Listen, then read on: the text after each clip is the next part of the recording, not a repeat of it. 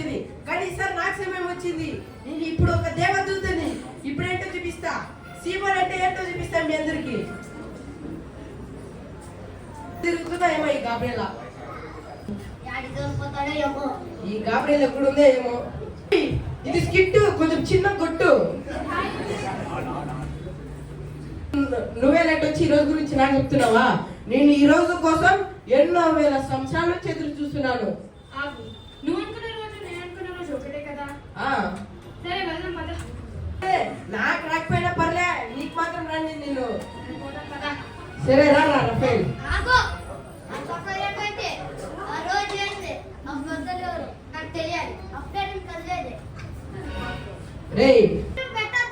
రే నీకేమైనా పెళ్లి చూపులు చూస్తున్నారు టెన్షన్ పడి పదా. సార్ ఐజా గారు,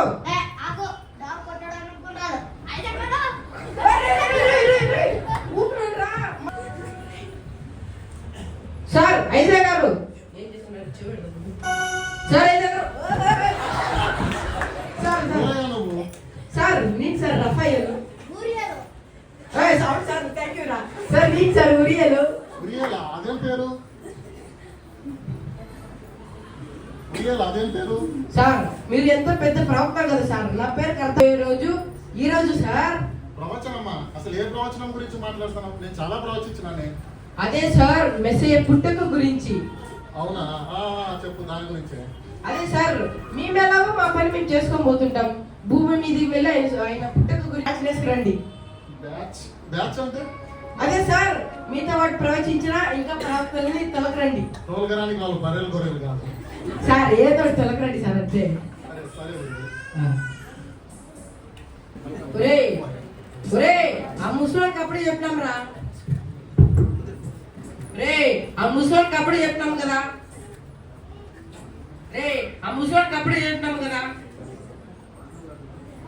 రే పెడుతున్నాడు కదా. ఆడపిల్లలు దొరికితే చాలు పోయి ఎప్పుడు మాట్లాడదామా అంటాడు. రారా సార్. సార్ ఏమైందయ్యా? సార్ నేను కాదు సార్ మిమ్మల్ని పిలిచిండేది సార్. మళ్ళీ పోయి అమ్మతో మాట్లాడుతున్నాడు. పక్కకో. పిలిచింది నువ్వేరా? వాళ్ళు కూడా నీలాంటి దేవదూతలు అని చెప్పి మాట్లాడారు. దేవదూతలు అయితే మాట్లాడతారా సార్? సరే సార్ కూర్చోండి సార్.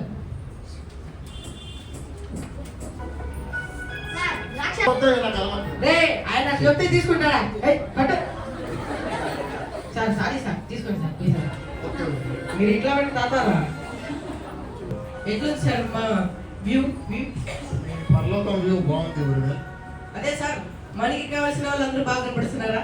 మనకు కావాల్సిన వాళ్ళు కనపడుతున్నారు. ఏంద్రా నువ్వు అడిగేది? అదే సార్ జోసెఫ్ మీరందరూ బాగా కనపడుతున్నారా? కనపడుతున్నాడు సార్. మీకోసమే ప్రత్యేకంగా పరలోకంలో బెస్ట్ వ్యూ పాయింట్ అంటే ఇదే సార్. మీకోసమే ప్రత్యేకంగా చేశాడు సార్. ఇక్కడ కూర్చుంటే చూడండి సార్. ఆయన చూడు ఆయన శ్యామంకులు ఎట్లున్నారు. దాచి పెట్టుకుంటారు. అంత క్లియర్ కనపడుతుంది. మూల ఏం జరుగుతుందో అంతా కనపడుతుంది. నువ్వు చెప్పేది కరెక్ట్ ఉంది. మూలకి ఏం జరిగిందో అంత క్లియర్ గా కనపడతా ఉంది. సరే సార్.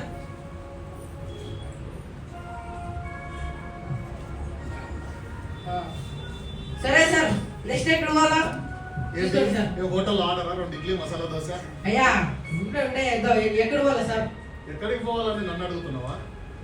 నాకు తెలుసు కదా. ఫస్ట్ మరియ కన్యక గర్భవతి, తర్వాత ఇమ్మాన్యుయేల్. రే ఏంట్రా ఈమె నోట్ చేసుకుంటే నోరు మూయంటది. రే సైలెంట్గా రారా. రే రారా రే పోదాం. సల్మాన్ కాదురా.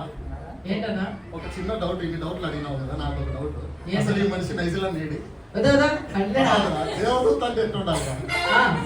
ఫస్ట్ దేవదూత అంటే ఎట్టుండాలి? నువ్వు చూసి ఎట్టున్నావురా? దేవదూతకు నీకు ఏమన్నా పోలిక ఉందా? ఏ రీతిగా పోలిక ఉంటుంది? నిన్ను దేవదూతని ఎవడంటారా? వీళ్ళలో ఒక్కరంగా నిన్ను దేవదూత అంటారా? హలో ఇది యూజ్ కిట్ లా కాదు. నీ ఓన్ డైలాగ్ చెప్తే ఇది సండే స్కూల్ కిట్.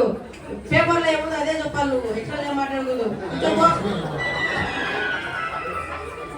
ఈయనేమో ఇన్ని లైట్ కనపడుతున్నాడు, అన్ని కర్రోడు అంటున్నాడు.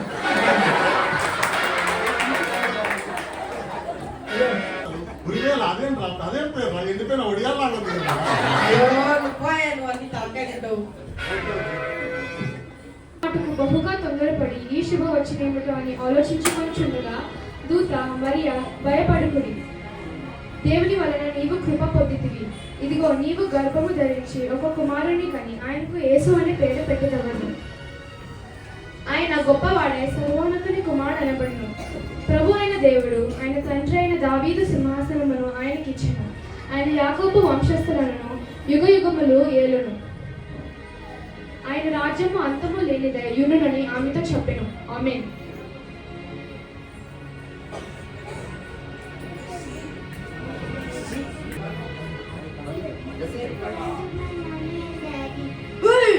ఏంద్రా టెంట్ మీ మమ్మీ డాడీ ఏంటది కుదిరితే వాళ్ళు ఫ్లాగ్ ఏందా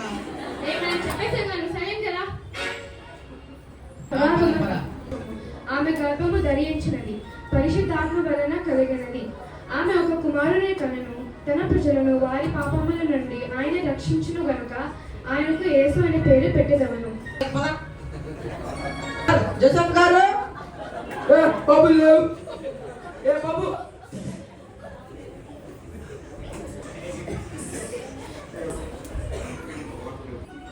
జరిగింది. కానీ కానీ అప్పుడే చెప్పాను సార్, నోట్ చేసుకుంటే నోట్ మీనింగ్ సార్ అని అది అనుకున్నా. అప్పుడే తప్పు జరుగుతుంది అనుకున్నా, మొత్తం తప్పేది. ఇప్పుడు చూడు ఏమని వచ్చింది, కానీ వచ్చింది. అప్పుడే చెప్పాను కదా నీకు. అలా కాదు గురువేల్, మీరు చేసిందంత కరెక్ట్ గానే ఉంది. కానీ నువ్వు అసలు ఆ జోసఫ్ దగ్గరికి ఎందుకు వెళ్ళావు? సార్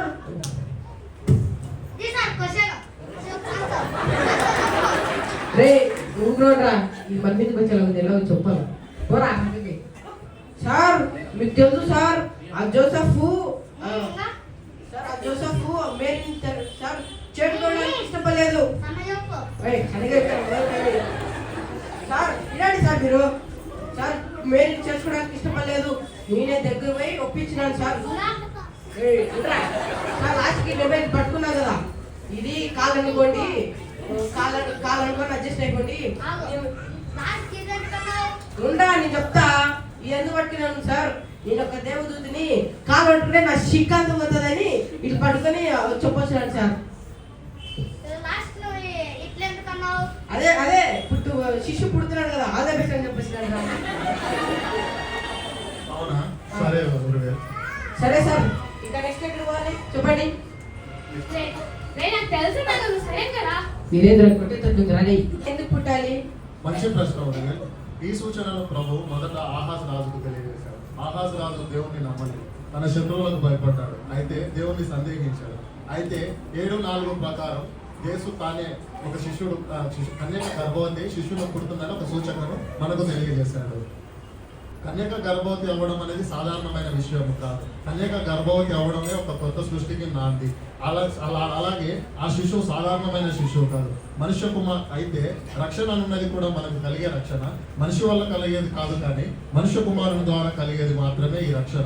ఆ శిశువు మనలాంటి మనుషుడు కాదు, కానీ మనుష్య రూపం దాల్చిన దైవత్వం కలిగిన ఆ కుమారుడు ఆ శిశువు. ఇంకొక విషయం ఇక్కడ ఏంటంటే కన్యక గర్భవతి అవ్వడమే ఈ కొత్త సృష్టికి సూచిక. అవునా సార్, ఇంత అర్థం ఉందా? అవును గురువేల్. సరే సార్, నెక్స్ట్ ఎక్కడ పోవాలి అనుకుంటారా?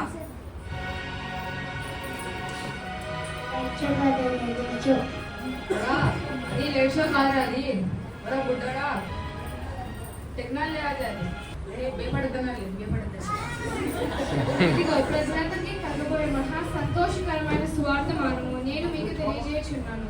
దావీదు పట్టణమందు నేడు రక్షకుడు మీ కొరకు పుట్టి ఉన్నాడు. ఈయనే ప్రభు అయిన క్రీస్తు. దానికేదే మీ ఆనవాళ్ళు ఒక శిశువు పొత్తి గుడ్డలతో చుట్టబడి ఒక తొట్టిలో పండుకొని ఉండటం మీరు చూచుదురు. ఆమేన్.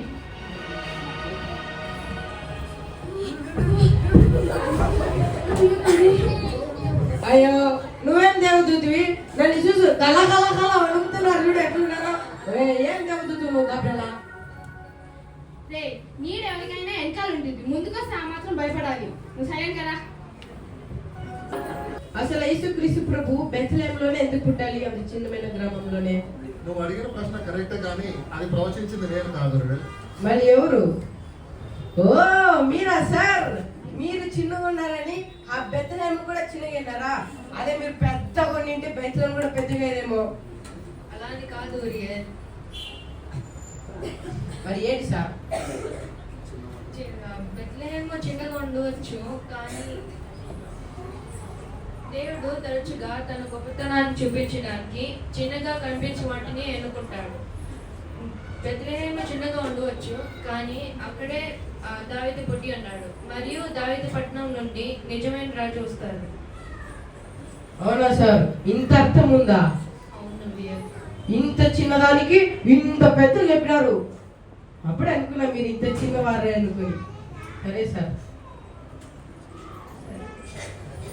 నేను గ్యాబ్రియల్ అని నాకంతా తెలుసు. నువ్వు మూసుకొని పదా.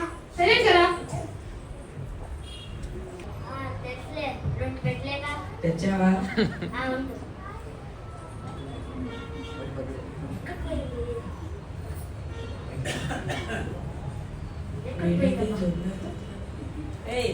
అంత పెద్ద పెట్టి జోబులు ఎలా పెట్టిందా? బ్యాగ్ లో పెట్టరా?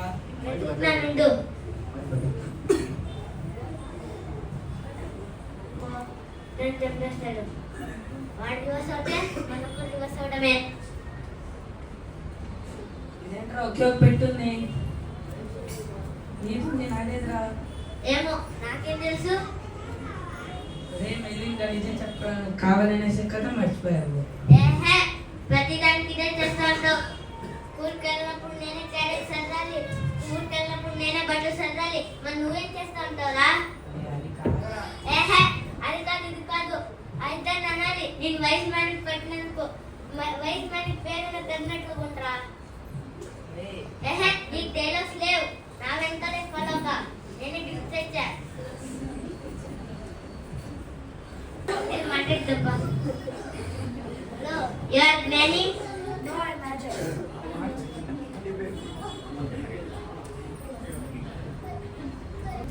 వీడేంట్రా పేరు అడిగితే మ్యాగీ అని చెప్తున్నాడు.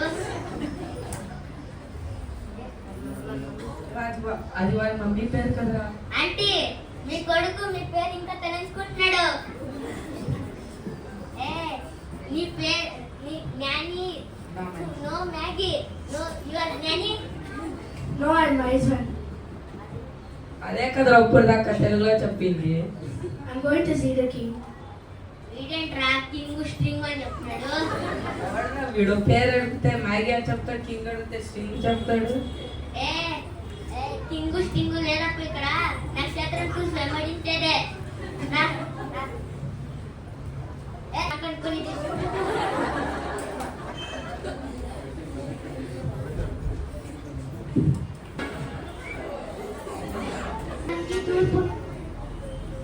తూర్పు ఇంకా నెలలో వచ్చాను.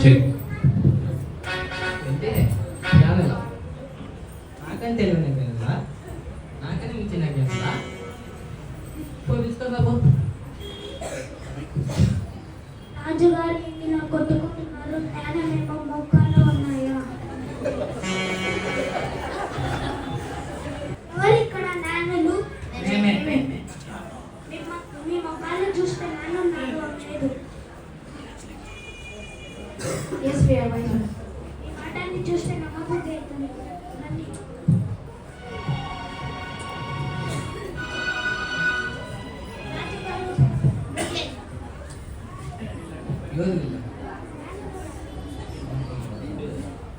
ఓహో, మీరే నా జ్ఞానం అంటే. మీకు చూస్తే అట్లా అనిపిస్తుందా మీరు? సరే కానీ ఏం పని మీద వచ్చినారు? రాజులకు రాజు పుట్టాడంట, మనం చూసి ఆరాధించడానికి వచ్చాము. ఏంటే రాజులకు రాజు రాజులకు రాజు అంటారు ఎక్కడ? మీ కోటలోనే. మా కోత.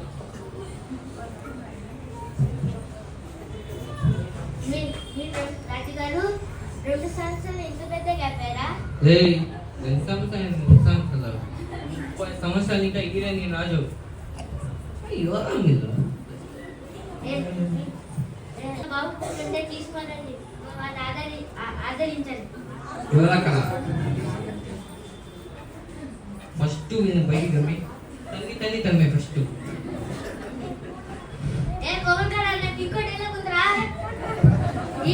ఈ పవన్ గారు ఒకడు నా డైలాగ్ పూర్తిగా కూడా చెప్పలేడు. అసలు రాజు ఈ రాజు 2 సంవత్సరాల లోపల మగ పిల్లల చంపే రాత్రిలోకే కదా రాజు అంటేనే కదా.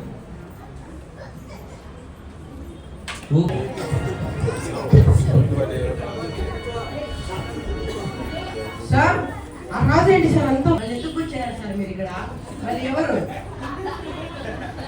ఓ సార్ మీరా మైకా గారు మీరా జర్మయ్య సార్ జర్మయ్య గారు మీరా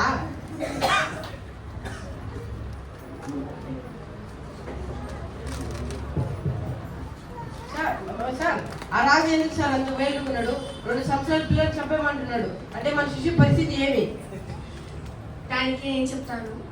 రాహేలు రాహేల్ గురించి కాదు ఫస్ట్ మన శిశువు గురించి చెప్పండి రాహేల్ అంట నువ్వు ఆడవాయనని చెప్పని ఫస్ట్. యెహోవా ఇలాగూ సెలవిస్తున్నాడు, ఆలకించుడి, రామేలో అంగలార్పును మహారోదన ధ్వనియు వినగోచున్నవి. రాహేలు తన పిల్లల గురించి ఏడ్చుచున్నది, తన పిల్లలు లేకపోయినందున ఆమె చాలా దుఃఖంతో ఓదార్పు పొందనోలకున్నది. దానికి అర్థము, రాహేలు ఇజ్రాయెల్ దేశంకు ఒక పెద్ద ప్రేమ గల తల్లి లాంటిది. దేవుని పిల్లలు అప్పుడు శత్రువులు దూరంగా తీసుకెళ్ళిపోయినప్పుడు రాహేలు చాలా దుఃఖంతో బాధపడింది. దీనికి విచారంగా నేను ఈ ప్రవచనం రాశాను. అవునా సార్ ఇంత అర్థం ఉంది దీంట్లో అవునా సార్ ఇంత కాదు క్రెడిట్, పుట్టిన ఆయన క్రెడిట్. ఇంకొక విషయంలో నెరవేర్పు, ఫుల్ఫిల్మెంట్ ఆఫ్ ప్రాఫెసీ అన్నారు కదా, అసలు ఏ లేఖనంలో నెరవేర్పు జరిగింది అనేది తెలియజేయడానికి మేము ఈరోజు స్కిట్ చేసాము. లేఖనంలో నెరవేరాయి అనే దానికి సాదృశ్యము అక్కడ లేఖనంలో ఏం చెప్పబడిందంటే క్రీస్తు మొదటి రాక గురించి చెప్పబడింది. క్రీస్తు మొదటి రాక అంటే ఏదో కాదు కానీ మనుష్య కుమారుడు ఈ లోకంలోకి వస్తాడనేది మొదటి రాకడ. అయితే దానందరి కోసం ఆ క్రీస్తు పుట్టుక అనే దాని గురించి మనం నెల రోజుల నుంచి సిద్ధపడుతున్నాం, ఎంతో ఆడంబరంగా చేసుకున్నాం. అయితే అదే లేఖనంలో రెండవ రాక గురించి కూడా ప్రవచింపబడింది. బాధాకరమైన విషయం ఏంటి అంటే ఆ రెండవ రాకడ గురించి మనం ఎవరూ సిద్ధపాటు కలిగలేము. అయితే అలనాడు ఇశ్రాయేలీలు మెస్సయ్యను నమ్మలేదు, వారు మెస్సయ్యను అంగీకరించలేదు, రక్షణ భాగ్యంను కోల్పోయి ఉన్నారు. కానీ అలాంటి ఇశ్రాయేలీలు కూడా ఈరోజు రెండవ రాక కొరకు సిద్ధపడుతూ మెస్సయ్యను కలుసుకునే అవకాశం కొరకు వారు ఎదురు చూస్తున్నారు. బాధాకరమైన విషయం ఏంటంటే నిజమైన క్రైస్తవులమైన మనమందరం కూడా రెండవ రకం మనల్ని మనం పరిశీలన చేసుకోవాల్సిన విషయం ఏంటి అంటే ఎలాగైతే ఇశ్రాయేలీలు రెండవ రాక కొరకు సిద్ధపడుతూ మెస్సయ్యను ఎదుర్కొనడానికి సిద్ధంగా ఉన్నారో అలాగే మనము సిద్ధపడుతూ ఆ రక్షణ భాగ్యాన్ని ఆయనను కలుసుకునే అవకాశాన్ని కోల్పోకుండా ఉండడమే. Happy Christmas.